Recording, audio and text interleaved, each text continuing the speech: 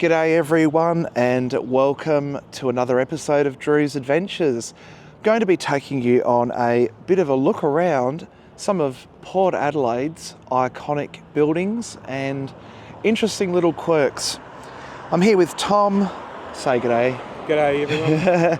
And we're looking here at a very recently closed pub or hotel.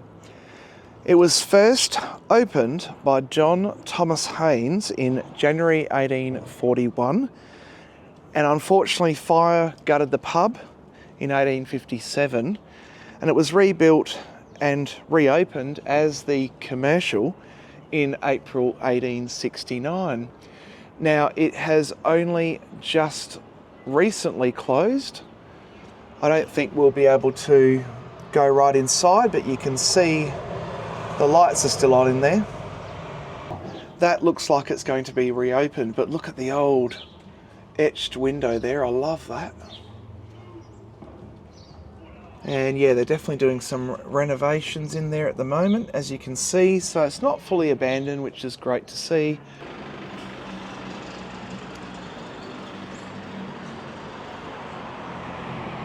Now I'm not sure if that's from the old hotel here, Party Like It's 1841. You can imagine though the stories that the walls of this pub could tell.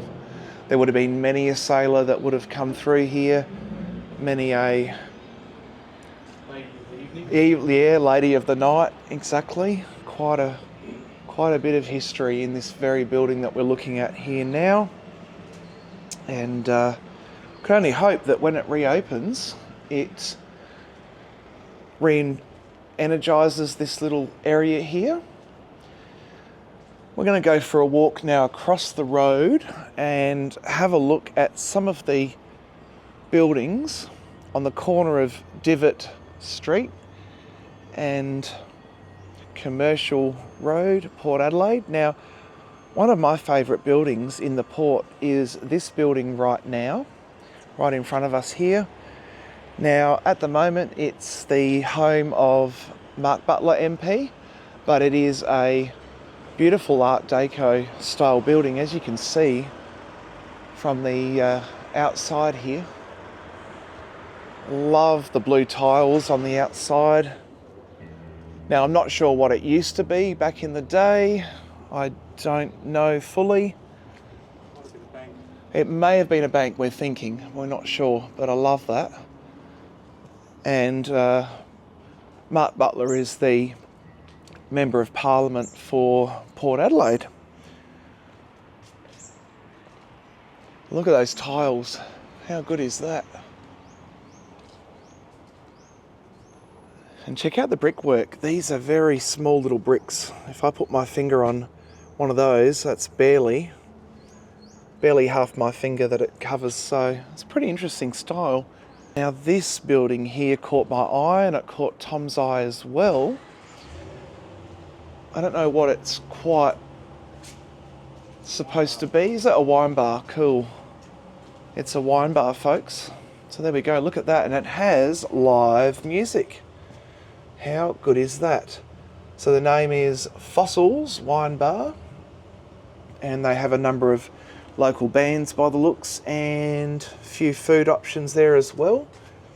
We can probably have a quick look through the glass there. Can't really quite get rid of the reflection, but I love how they've brought these lanterns back, and you've got these little stylistic pieces on the building there. Now that's pretty cool. Next to it we have the Steamship Company of Melbourne, Mel Ship Building. Look at that wooden sign. That has to be original, I would think. Yep. And that would surely date back to the early 1800s, mid 1800s, when this area was settled.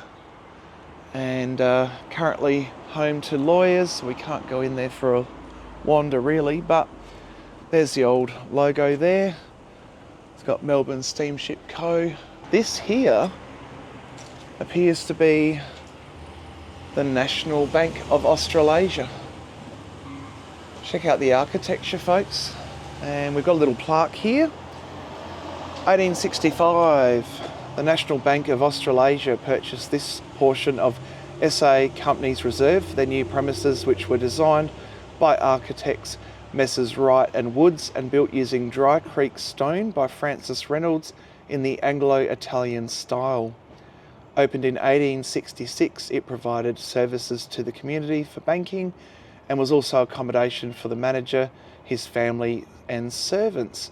During World War II, the branch temporarily closed to provide offices for the Department of Import Procurement.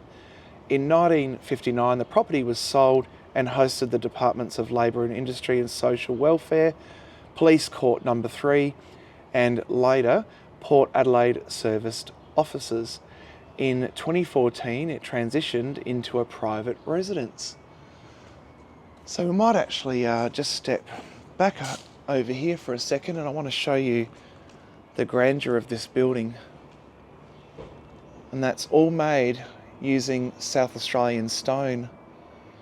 Back in a time when Australia made things loud and proud. We'll just go for a bit of a close-up look here at the doors. I love these. These would have to be original. Absolutely stunning. Love the wrought iron gates as well. Moving on to number 11. Oh, that's cool. I don't know what this building was. Oh yes, there's the plaque, so I'll have a look in a minute. But how awesome is that? And even the little doorbell there, I love that. That's original. Now this was the Divett Chambers, built originally as the Advertiser building, so that would have been the Advertiser, that is the newspaper of Adelaide and South Australia, primarily still to this day. And you can see up there, there is some sign writing, Divett Chambers 1881, and there is a cross on the top of that building. Here we go. The Advertiser buildings, constructed in 1881 for the owners of one of Adelaide's major daily newspapers, was designed to provide offices for the newspaper and for rent. It was divided into two wings, each with their own entrance, staircase, ornamental iron gates leading into a central hallway with offices on either side. The Advertiser's chief rival, the South Australian Register, destined to be acquired by the Advertiser many decades later, had offices nearby. The building was renamed the Divett Chambers in the mid-1930s. Again, it's got that Dry Creek stone, I believe, and the Italian revivalist kind of architecture.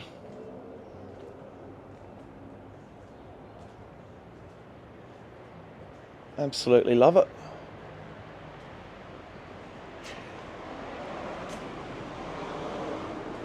So we've got one here on Divett and Lipson Street, 15A.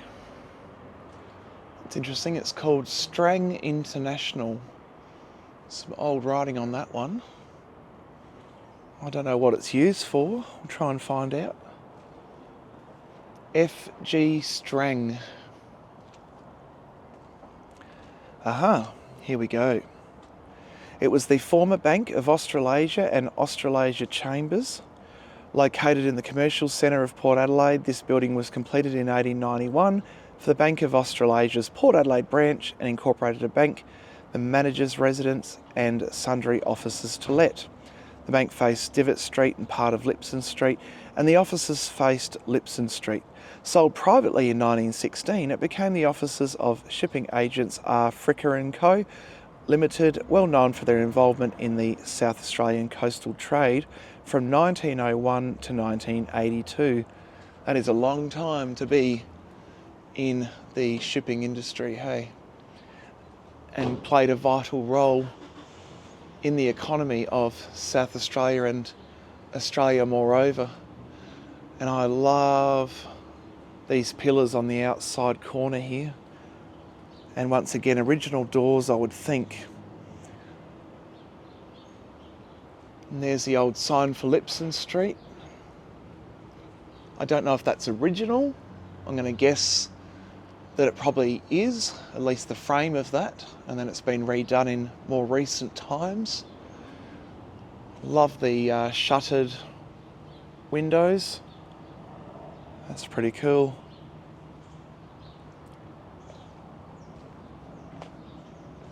So when you walk around Port Adelaide, you'll notice all kinds of older buildings, older industrial styled places, and they all give a story as to what developed and what happened down here in this port and in this region in the western suburbs.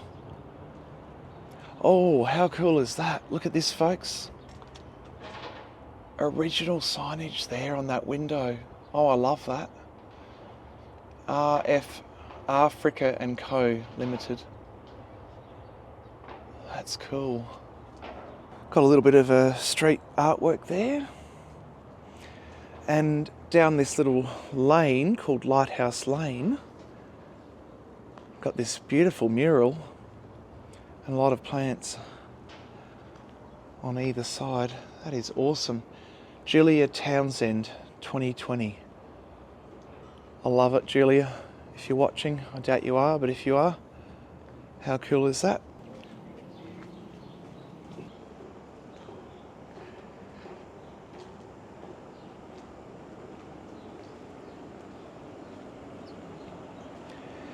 Now this here would have been original loading docks, I'm pretty certain. So we wander down Lighthouse Lane. Lots of stuff here.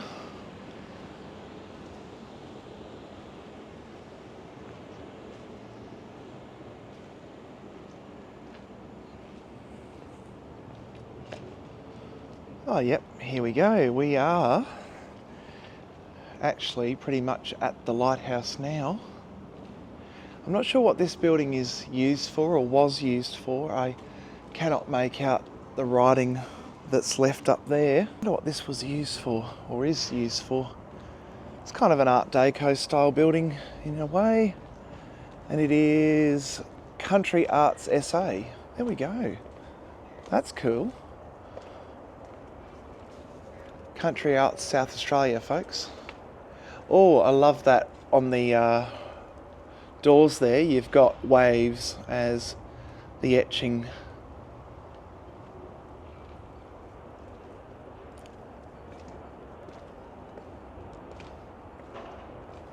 Now we have got some modern buildings down here as well. So some of the heritage has unfortunately been lost in Port Adelaide.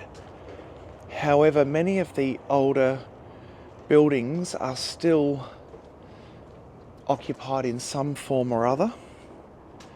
I reckon this was originally an RSL, I think anyway.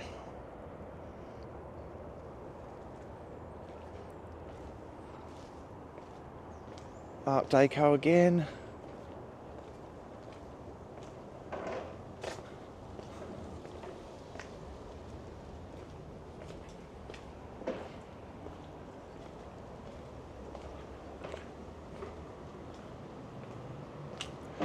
Oh, how cool is that? The Dockside Tavern, established 1850.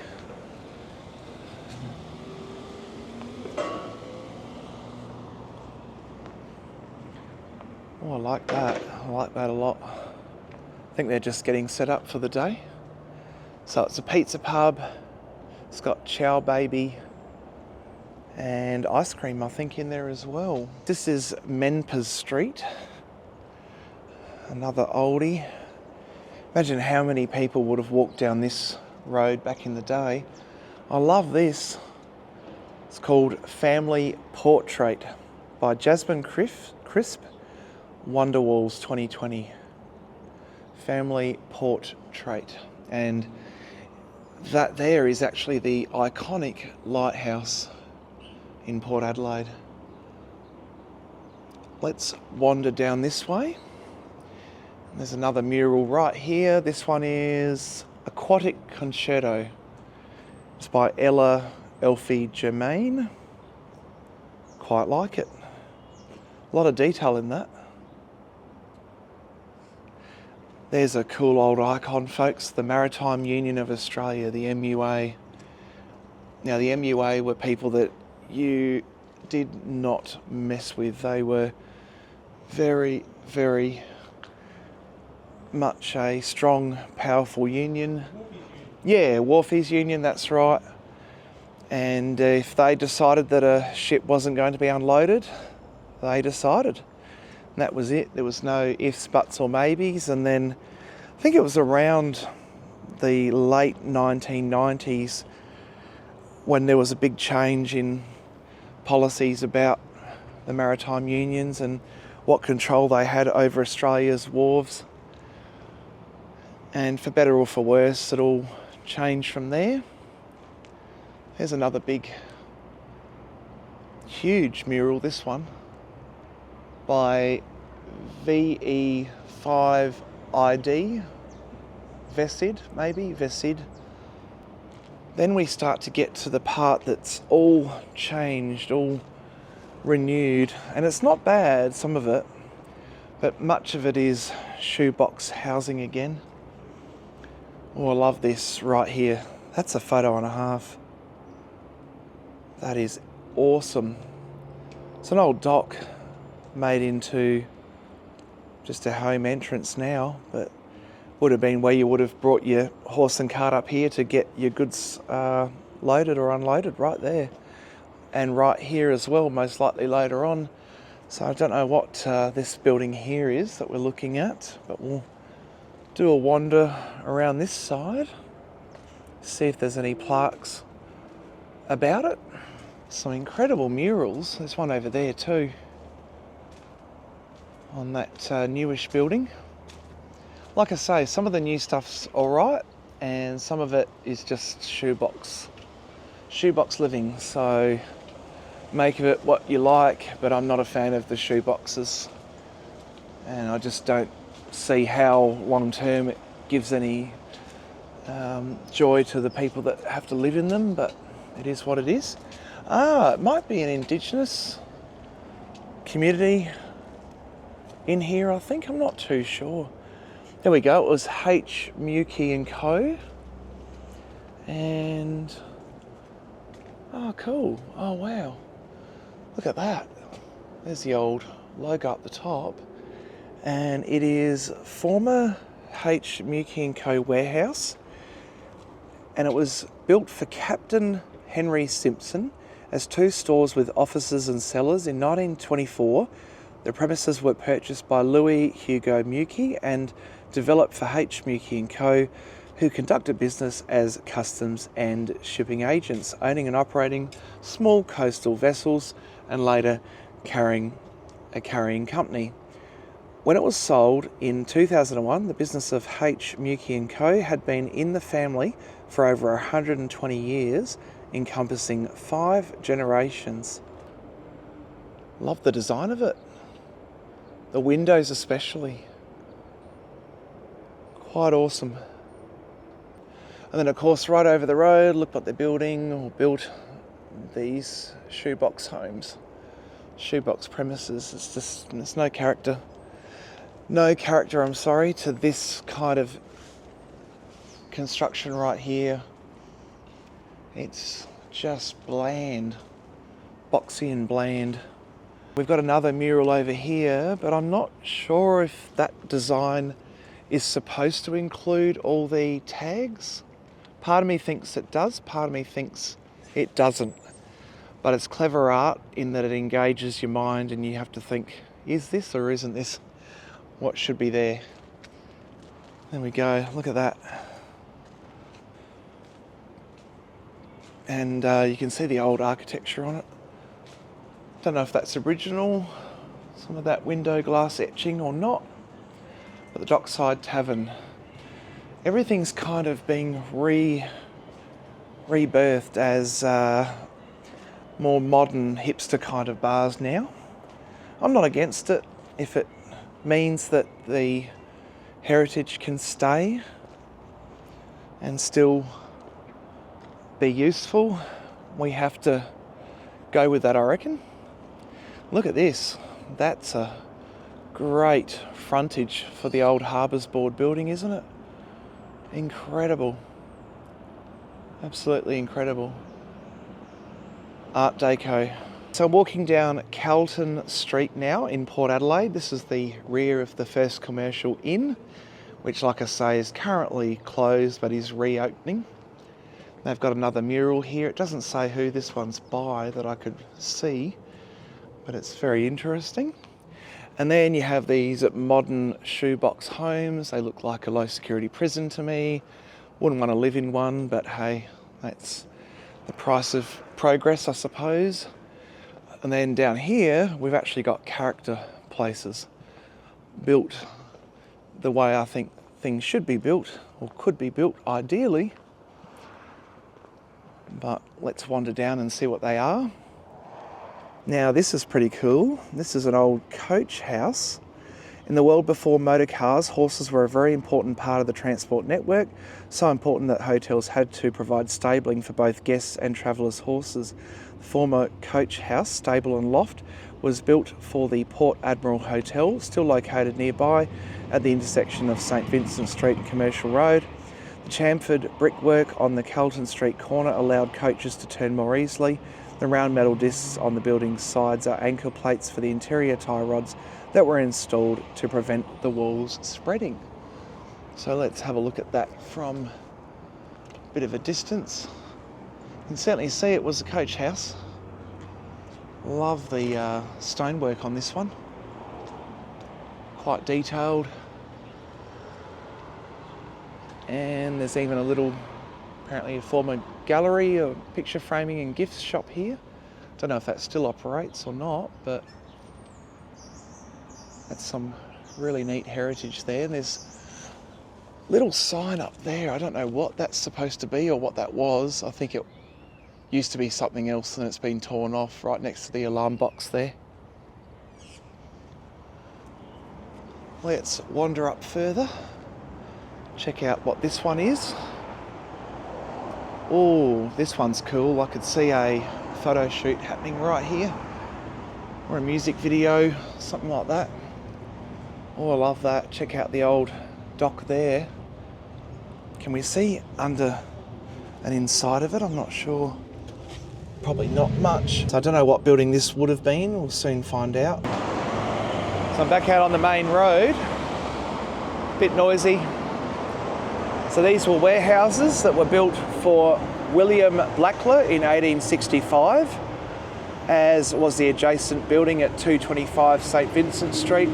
The strength lies in the foundation of concreted double timbers bolted with iron straps and bolt, heavily joisted floors and inverted arches to support the windows and doorways. Throughout the years, number 221 and 223 have served as bond and free stores for customs and shipping agents, J. Rawlings and Son, and ship chandlers for several companies including Thompson & Co, Pole and Gray Limited, providing an assortment of nautical essentials including tar, pitch, whale oil, tools, leather goods and other supplies. So at the moment it looks like it's pretty empty in there. I don't think I can go in. No, ain't gonna open, but you can see they're remodelling it into something, I would assume, or taking it apart. I'm not sure, either one. There's where the sign would have hung. And we'll wander down here. Okay, so a company called Refuel apparently was there last. Oh, I do love that. And I have driven past this plenty of times. You've got William Russell Proprietary Limited, sailmaker and ship chandler, 1870. And there's an imperial logo above that with the crown on it. So that's pretty cool. And these are some of the structural supports so that the walls didn't bow and bend. Old frosted glass there. Pretty awesome. Now this is an undated photo. but it's on the side of the Port Admiral Hotel. And it looks like a huge crowd, and I'm going to guess it might have been a protest actually, because there are police horses here. I'm thinking maybe that was a protest, but I don't know. You guys let me know what you think that photo is all about. So here's the Port Admiral Hotel here. It's the oldest surviving building in Port Adelaide. It was opened as the Railway Hotel in 1849 by Robert Sanders, who believed the location would be near the terminus of a proposed railway from Adelaide. New licensee Charles Calton renamed it the Port Admiral Hotel in 1852. Major external changes include adding the veranda in the 1890s, and during its renovation 2015 to 17 for reopening after a 13-year closure, a balcony was added as well. The hotel's former coach house, stables and loft around the corner in Calton Street has its own blue plaque. So again, you're looking at some pretty awesome history here, the oldest surviving building in Port Adelaide.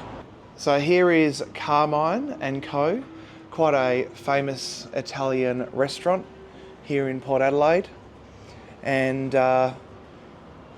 goes back a fair way, I believe.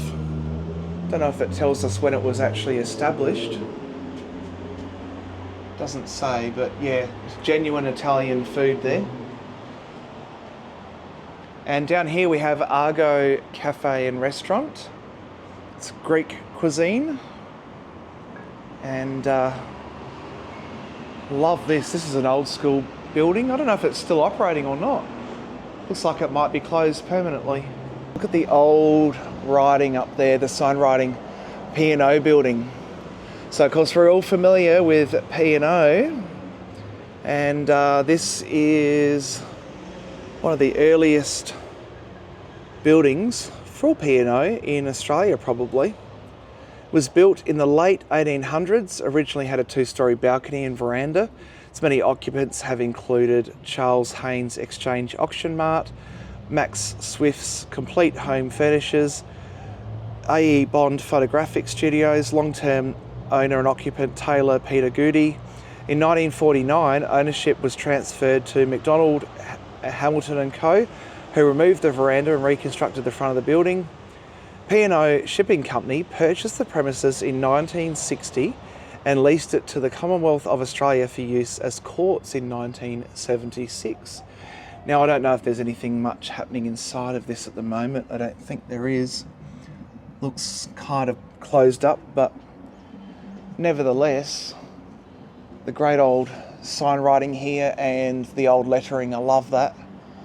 How cool is that, folks? A bit of P&O history right here in Port Adelaide. We're back to the commercial hotel, so what we might do is see what other little finds we can discover here in Port Adelaide, South Australia. So we've also got the Lighthouse Wharf Hotel, established in 1935. I won't be able to put the video up because there is live music or streaming music playing at the moment, but gives you an idea of another hotel here in the Port region. So this here, folks, is the famous Port Adelaide Lighthouse, and it's the lighthouse that featured in that earlier little mural on the side of that street. Here we go. We will have a look at what it's saying about it. So the lighthouse that was first lit in 1869 originally stood at the entrance to the Port River. In 1901, it was dismantled and relocated. The lantern was installed in a lighthouse on Wonga Shoal off Semaphore Jetty. The iron structure was re-erected on South Neptune Island with a new lantern and served there until 1985. In 1986, the lighthouse was restored and reassembled on this site by the South Australian Maritime Museum. And you can go and visit the SA Maritime Museum. It's right around the corner on Lipson Street. But this lighthouse has, seen 3 different locations in its time. So originally at Port River, then at Semaphore, And finally at Neptune Island, which is near Port Lincoln, and of course is where you can go and do shark cage diving if that's your thing at Port Lincoln, or just enjoy the seafood capital of South Australia, which is Port Lincoln. So the last icon we're going to have a look at here in this section of Port Adelaide is the former Customs House, built in 1879. It's on North Parade at Port Adelaide. It is a grand building. And here's some information. Designed by George Thomas Light in 1877 and constructed by Williams and Cleve, this building was completed 2 years later in 1879. It was initially the home of the Customs Department and Marine Board and was the fourth custom house in Port Adelaide. Constructed in the Victorian Italianate style of bluestone with freestone dressings, it has extensive cellars and an observation tower and is built on timber footings on reclaimed land. It occupies the site of the original 1841. Look at that, walk round corners, an old sign up there. But yes, it appears that this is not being currently used for March. Let's just have a look up here through the doors. Imagine the stories that the walls could talk here. Oh yeah, that's got 1970s decor going for it. Check it out, folks, inside. Wow. Very 1970s office styling. On the other side here, we've got a beautiful mural by Charles and Janine Williams. I don't know what year that is, but it's got the lovebirds, white-winged fairy wren, and that is a gorgeous piece of art. I reckon that's fairly recent as well. There are a lot of changes as well going on in Port Adelaide, and this right here is one example. It's a new office building, and there are also Quest apartments down here as well. And then on this corner you have the older school Art Deco building for the Civic Centre. You've got the old and the new and the in-between. I don't know what this building's all about, but this one's definitely kind of sealed up and stuff. But yeah, on the corner here is the focus, and we have the former Globe Hotel. It's all sealed off. It's definitely abandoned at the moment, this one.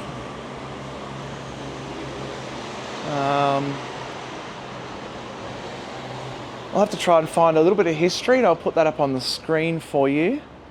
But there are also these little shops, or former shops, along here too, and you can see some of the early paintwork and decoration on the interiors here.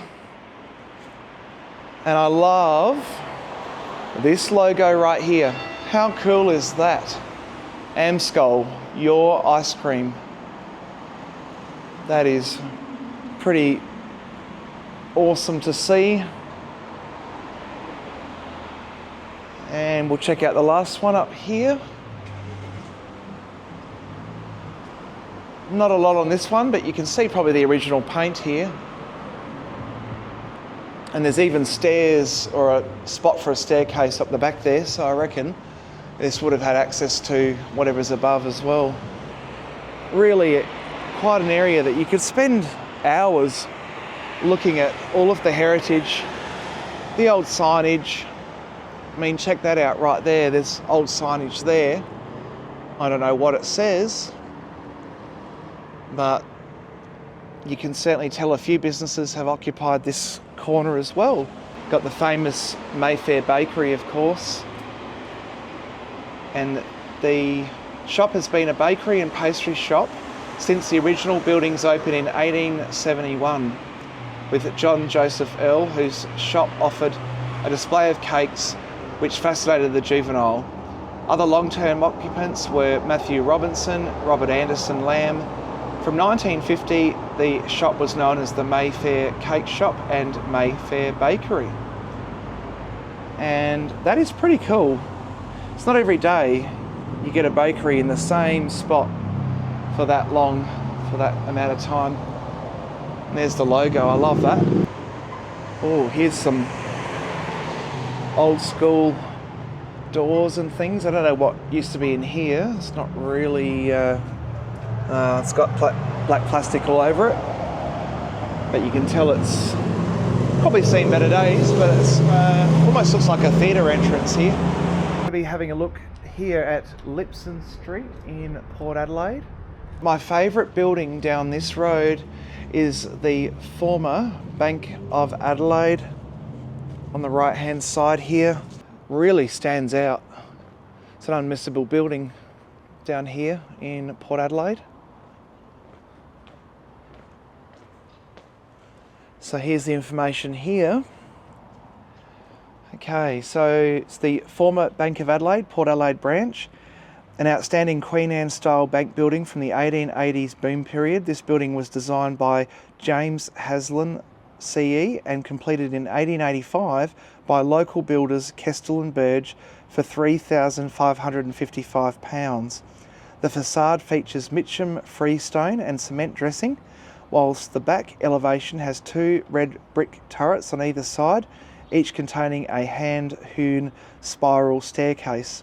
The entrance to the bank is via a large framed and moulded cedar lobby with parquetry edging on the floor, which leads into the 16-foot high banking room. And that is grand. Check out the old writing on that. And definitely that Queen Anne style with those turret bits at the top there. Looks like it needs a little bit of TLC. Some of the plaster paint is coming off. But that is glorious. Opposite the Bank of Adelaide building in Lipson Street is this one here. This is very Italian style. And I believe it was a gallery. I don't think it is now. I think it's a private residence. But you can see there, 1859, originally the Union Bank. The architect was Edmund Wright. And for those who know a little bit about Adelaide history, Edmund Wright was an architect of a number of Adelaide city buildings as well. But I absolutely love this. It's out of a different time, a different era. So continuing on in Lipson Street, we're in Jane Street now, and you can see this gorgeous old sign for ship chandlers. Sorry about the background, we've got a motorbike going by. And there's a picture in this window here of the True Bridge. Now the True Bridge was actually Kangaroo Island's to and from ferry passenger and goods service for many years. And there is a picture there as well of the South Australian Seniors Union, I think that says. Seniors Union, that's pretty cool. And then down here next to this building is this little place here. It was a Weeman's warehouse and sale loft. Not women's, but Weeman's. And it was constructed in 1870s. And it was built to store sail-making materials and bulky ship stores. Henry Weeman and Co. traded as sailmakers, ships, chandlers, riggers, grocers and general storekeepers until 1906, when the buildings were occupied by L.E. Small, French polishers and furniture repairers. Goods were loaded using the large loading doors and first floor hoists. The warehouse and adjacent shops were joined in the 1980s when they were restored for use by the new South Australian Maritime Museum. So this is probably quite original, this wood here especially. Probably dates back to the early use of this building here by Weeman.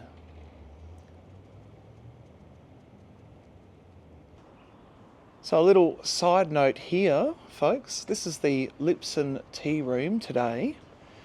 currently closed, but shout out to a friend of mine, Paul Russell, and he has actually written a book that was basically set around this street and what you're seeing here with the chandelier building and the tea room as well.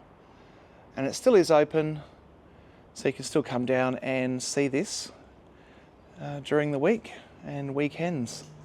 Across the road, of course, we have what I've already mentioned a couple of times in the video but haven't gone up close to yet, the South Australian Maritime Museum. Absolutely love the styles down here, this Italian style of building, the grand Romanesque features. Another icon and really important part of history is this building that I'm walking up to here now. Now, we often forget in our day-to-day lives the sacrifice made by many a person who has unloaded, reloaded, checked on, maintained and ensured the safety of our goods and services. And I think this building here in Port Adelaide is probably one of the most interesting pieces of history and it's pretty incredible. This is the Workmen's Association of Port Adelaide. Now, unfortunately, I cannot read this very well. There's a name Thomas on there. 1926 is also on there, but I cannot see much beyond that. We don't think of the goods and how far they travel to get to our coffee table, our kitchen, our sheds. And so this here is the Waterside Workers Federation, WWF, and it is very, very important to the whole story of Port Adelaide. Now, under here there is a photo, a procession of 800 wives and daughters of Unionists marching 2 and 3 abreast to the scene of the disturbances at Port Adelaide. The women had previously attended a demonstration at a local hall. And of course this was all times when workers' rights were largely ignored, and in many ways people had to take up the fight to get the 8-hour day and the pay and breaks and all sorts of things, really. In the background there you have a number of apartments going up, and here the 1926 Waterside Workers Federation building